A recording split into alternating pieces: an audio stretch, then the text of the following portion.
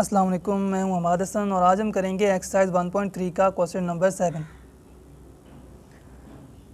इस तरह का सवाल हम एक्सरसाइज 1.1 में भी कर चुके हैं, जिसमें हमने 4 वैल्यूज़ मालूम की थी।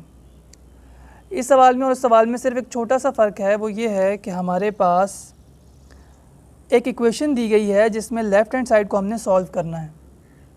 ये इक्वेशन दे के उन्होंने हमसे सवाल ये पूछा है कि हमें फाइंड करके दें ए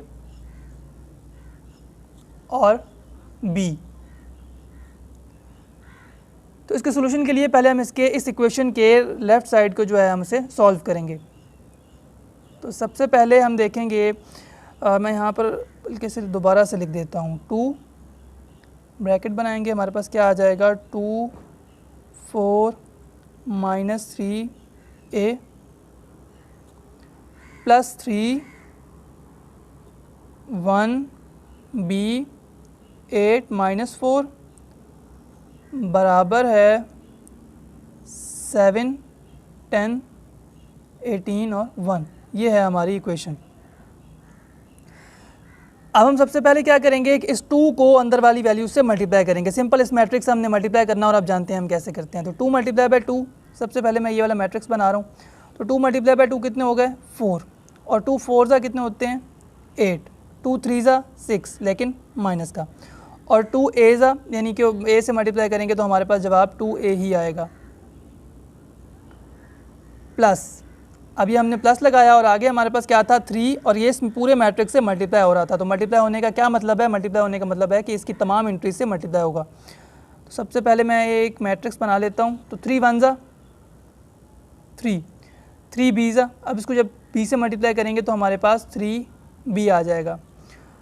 3 8 हमारे पास क्या होता है 24, और 3 4 कितने होते हैं 12, लेकिन माइनस की अलामत साथ में, बराबर है, इक्वेशन वैसी ही रहेगी 7 10 18 और 1।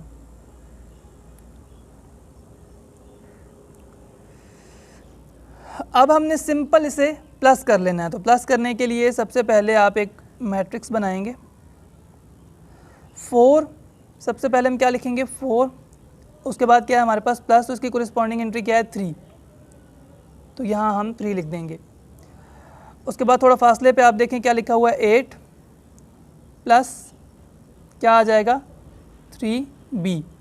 अब तक तो ये आपको असबर हो चुका होगा। -6 उसके बाद लिखेंगे हम, और उसके बाद प्लस लिखेंगे, और आगे क्या आ जाएगा हमारे पास 24। उसके बाद हम क्या लिखेंगे 2a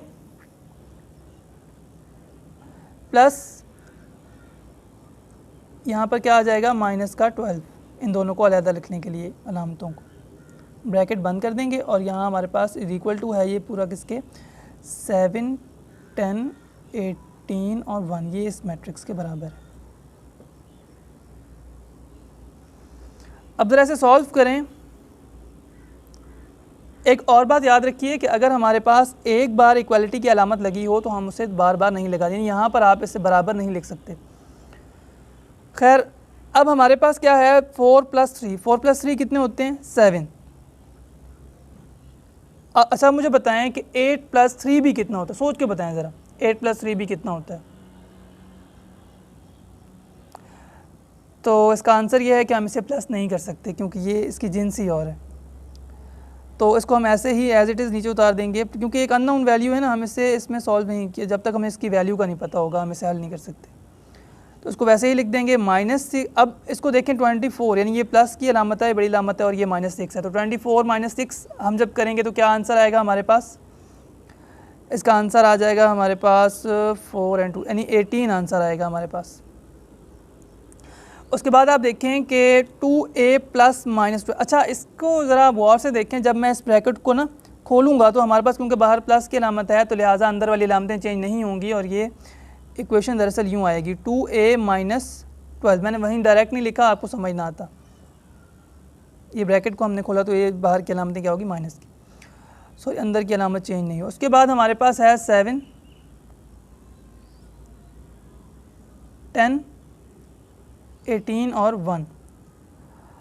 अब आप देखें कि हमारे पास इक्वालिटी 2 मैट्रिसेस ही आ गए हैं सिर्फ, और आपको पता है कि जब हमारे पास इक्वालिटी की अलामत लगी हो, ये बराबरी का निशान हो, तो हम क्या करते हैं, हम क्या कहते हैं कि इसकी हम ये एज्यूम कर लेते हैं कि इसकी जो कोरिस्पॉन्डिंग एंट्रीज़ हैं, यानी कि आमने सामने के जो मुतरादिफ अरकान हैं, ये भी क्या होंगे, आपस में बराबर होंगे। जैसे ये देखिए, आप देख रहे हैं कि 7 किसके बराबर आ रहे हैं, देखिए 7 के।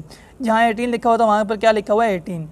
बात है इसकी 8 + 3b, ये भी किसके बराबर होगा, 10 के। हम अपनी इक्वेशन बना लेते हैं यहाँ पर, इसे मैं आपको सॉल्व करके देता हूँ। यहाँ हम इक्वेशन बनाते हैं 8 + 3b इज़ इक्वल टू, ये पूरा अलामत किसके बराबर होगी, ये इसके कोरिस्पॉन्डिंग एंट्री के, यानी कि 10 के। और दूसरी तरफ मैं इसे अलग-अलग दोनों तरफ लिख लेता हूँ। हमारे पास 2a, ये देखिए ये 2a हमारे पास, -12 ये वाला बराबर है, इसकी कोरिस्पॉन्डिंग एंट्री क्या है, 1। ठीक है, समझ आ रही है बात आपको। अब हम सिंपल इन इक्वेशंस को सॉल्व कर लेंगे और अपनी वैल्यूज़ निकाल लेंगे जो उन्होंने हमसे पूछी हैं, ए और बी की। तो सबसे पहले हमारे पास क्या आएगा, 3b इज़ इक्वल टू है 10 - 8। ये क्या हुआ हमारे पास, ये जो 8 है ये हमारे पास दूसरी तरफ आ गया। तो जब एक तरफ प्लस का होता है, दूसरी तरफ आके किसका हो जाता है, माइनस का। और वो क्यों होता है ये मैं आपको बता चुका हूँ कि हम दोनों तरफ माइनस कर देंगे 8 को, तो यहाँ से कैंसिल हो जाएगा और यहाँ आ जाएगा। खैर, अब देखें 10 - 8 किसके बराबर होता है, 10 - 8 बराबर होता है 2 के। अब सिंपल आप क्या करें कि यहाँ भी 3 को डिवाइड कर दें, इस 3 को यहाँ ख़त्म करने के लिए, और यहाँ भी कर दें, तो यहाँ से कैंसिल हो जाएगा। और b हमारे पास किसके बराबर आ जाएगा, 2/3 के। तो ये हमारे पास सिंपल इसका आंसर है। ए को ज़रा सॉल्व करें तो हमारे पास क्या आता है, ए को सॉल्व करेंगे तो हमारे पास जवाब आएगा 2a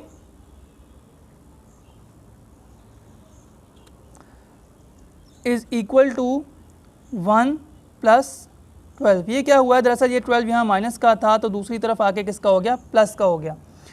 तो 12 + 1 हमारे पास कितने होते हैं, 13। तो यहाँ मैं क्या लिख दूंगा, 13। अब इस 2 को यहाँ से, क्योंकि हमें तो a की वैल्यू चाहिए ना, 2a की तो नहीं चाहिए, तो 2 को यहाँ से ख़त्म करने के लिए हम डिवाइड करेंगे, यहाँ भी 2 से और वहाँ भी। इसे हम डायरेक्ट भी लिख देते हैं कि अगर एक तरफ मल्टीप्लाई हो रहा हो तो दूसरी तरफ डिवाइड हो जाता है। तो a हमारे पास किसके बराबर आ जाएगा, 13/2 के। तो ये हमारे पास इसकी वैल्यू निकल आई, a और b की वैल्यूज़।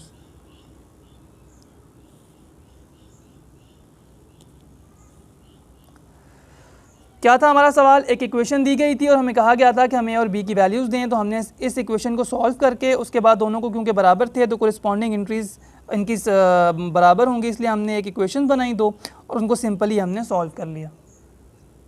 उम्मीद है आपके कंसेप्ट क्लियर हो चुके होंगे। आपसे इंशाल्लाह फिर मुलाकात होगी। अल्लाह हाफ़िज़।